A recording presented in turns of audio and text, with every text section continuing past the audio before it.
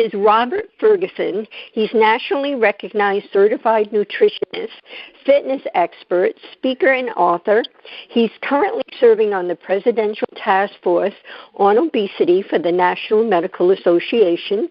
He's also worked with the NAACP, the United Negro College Fund, and several other organizations devoted to supporting health in underserved communities. We're going to be talking about the disparities, the COVID-19 all around the African American population. So without further ado, welcome to the show, Robert. Well, it's good to be here, and thank you for having me on. I've been excited to have this conversation. Good, and I am too, because as I said, I felt compelled to have you back to share so much more. So I wanted to start with what happened in your life, or what got you started and interested in nutrition? You know what? I had a moment when I was in the U.S. Marine Corps where I started gaining weight, and I wasn't quite sure why I was gaining the weight, and I just assumed it was what I was eating because we were still exercising. And I just had a moment where I realized the way I ate and my understanding of nutrition was all based on how I grew up. And that's very elementary, but I just had a light bulb moment. And in that moment, I realized I eat chicken and I eat certain foods because that's what my mom put in front of us. And I grew up during the time where what your parents gave you, you ate it, right? Right. So at that point, I was like, okay, well, how do I lose this unwanted weight? And that's when I started looking at nutrition. And I realized very quickly how confusing it is. And so then my mom became my light because I knew she had a lot of experience with gaining and losing weight, but she was always on and off the diets. And so I went to her for some guidance, and I realized along the path that I would like to help my mom, because I also came to the conclusion that most of my friends' moms were overweight and battling with weight. And that really is how I got into it. I got into it for me, and then I discovered how I could help my mom and I could help other moms. And so I like to say that my approach to losing weight and helping people with nutrition is mama approved, if you will.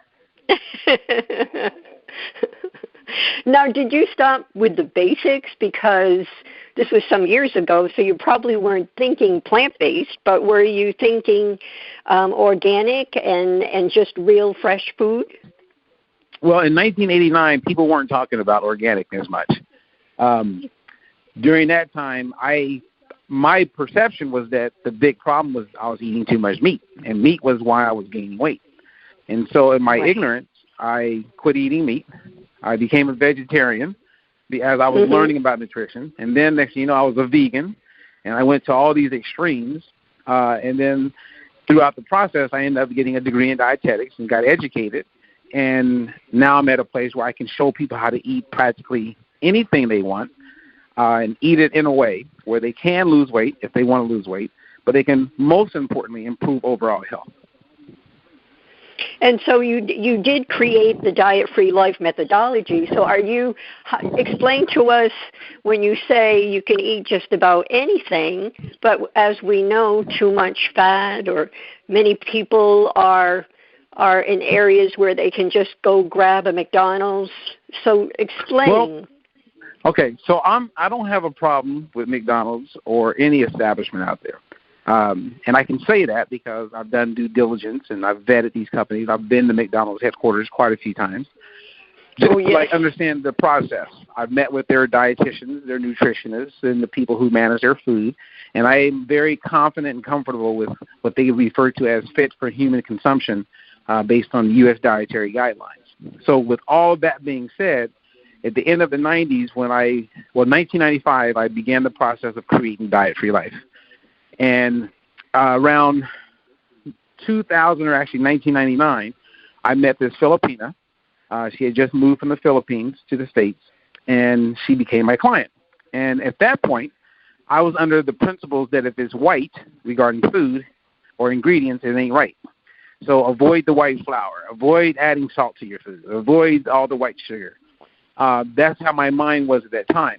Well, this lady became my client, and I remember telling her to avoid this white stuff for 21 days And as she was leaving my office, she turned around and she says, "So no white rice for the first 21 days." And I looked at her and says, "Yes, no white rice."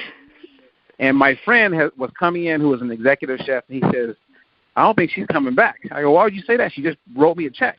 And guess what? She never came back. And I realized at that moment that you don't interfere with people's cultural relationship to food. And I realized at that moment, the philosophy was born that we are going to meet people where they are, because people are going to eat what they're going to eat. The goal is to show them how to eat it in the healthiest way. Right? So, for instance, if you want to eat bacon, that's fine. But my recommendation from a health standpoint is when you can afford it and it makes sense, choose bacon that's uncured and choose bacon that's free of antibiotics. And then I go into detail on why. So I'm not going to say that. And then if someone's going to go to McDonald's, I'm not going to encourage you to eat a Big Mac with fries and a milkshake. I'm going to show you how to eat McDonald's in a healthier way. And most of the time it's based on portions. And we've been extremely successful. Over the years, we're working with diabetics, working with people dealing with PCOS, fibromyalgia, you name it. And, of course, our big call to action is people wanting to lose weight. Right. And as you well know, the obesity in this country is off the charts. And a lot of people will expect that it's what they're eating. But you made a good point, because the amount of food that people are eating, even the advertisements on some of the restaurants, or the plate piles with food, and it's really insane, because the body isn't able to absorb and digest all of that at one single sitting. Right, and that's for a whole bunch of reasons. Food is the celebration of life. I had my best conversations with my mom growing up in the kitchen, oftentimes over food. I'm also familiar, maybe your audience, if they're familiar with what they call, the government refers to as food insecurities. Food insecurities is a lot of people are falling prey to that. And it's people who, when they do get access to eating food, they don't know how to stop if it's still on the table. Because they don't know when they're going to eat again, if that makes sense. That's right. And there's a lot of people in impoverished areas and communities who, it's not that they're eating processed foods constantly, which they do have a lot of access to that, but when they eat, they're eating thinking, I may not eat tomorrow. And so I'm going to really eat. And then they're only eating once, maybe twice a day.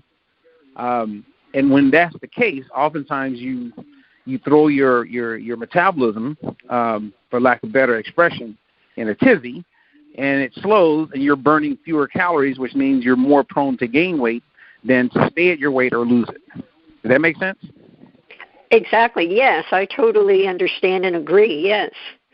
And here, if you were to ask me, what is the number one reason why we have this obesity problem and why we're probably never going to correct it, my answer is that the uninformed, which is most people, are being influenced by the misinformed, which is your dietitians, your personal trainers, your physicians, a lot of people who are out here and are quick to tell people what is healthy and what's not, and they may not be informed fully. It's kind of like if you watch Super Size Me, which became really popular, right, when they beat up on McDonald's, most people don't know that was primarily propaganda. And I think more people are coming to know that what is pushed on TV may not be factual, that it's really driven by the conglomerates of making money at the cost of us. So don't you feel that more people understand that today, or do you feel there are a high percentage of individuals that believe what they see on TV? I think you have a combination of both. Because most of what you see on TV, as you know, is not always accurate, and sometimes it is accurate. So it's just a lot of people living their life as sheep, right? And we're just following each other and just assuming. Like if I came to you and I say, okay, or like at one point they said, okay, don't eat soy milk because It has estrogen-like substances in it, and it will cause men to grow, breasts, and it will make cancer worse. But how many people really do understand that soy, which has isoflavones, is more proven to reduce first and recurrence of breast cancer? And people who eat the most amounts of soy, breast cancer is almost not even talked about. And I've been drinking soy and consuming it since '89. I don't have breasts, as far as enlarged breasts. So, and my kids who are 13 and 10, when they were born, it was breast milk, and then they segued right into soy milk. I don't have a problem with soy because I know the answers, and I know that men who consume soy regularly are 30% less likely to experience prostate cancer. So how many people are aware of that truth? Because 10 plus years ago, soy was the number one milk alternative sold. Now it's almond milk, and next to it's oat milk. But soy is proven through many studies to be the healthiest milk alternative to cow's milk. So how do you get this? How do you get this across to people? The factual pieces of what we eat, such as your soy milk. That's the challenge, because if you take, let's say you have a lady who's a Beverly Hills dietitian, and she's on TV with Dr. Oz. As soon as she says, almond milk is the best milk, no one questioned it. Dr. Oz supported it, and everybody ran to it. Whereas most people aren't aware that one almond or 1 gram of protein, to get 1 gram of protein, it takes 4 almonds.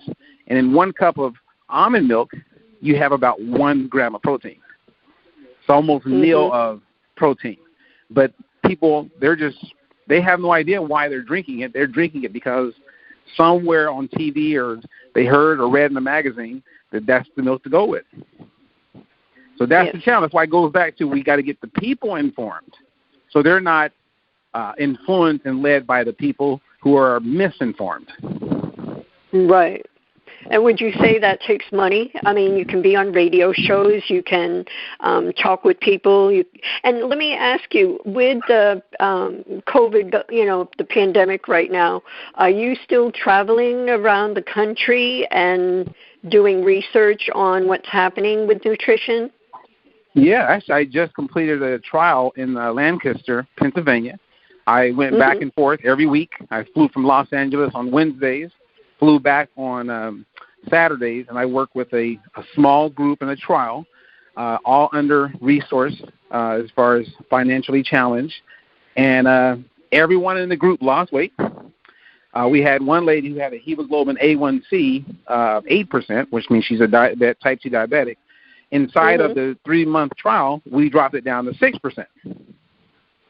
Good. We had people triglycerides cut in half, blood pressure improved, and these are all people who don't have access to organic food. They're eating food that's subsidized, but I showed them how to eat it in the healthiest way. So the key factor with that trial is that we demonstrated that nutrition education, meeting someone where they are with it, is the key way on how we can turn this thing around and start reducing the obesity epidemic. Right. Now, how do you feel about the emotional piece, that people medicate themselves with food?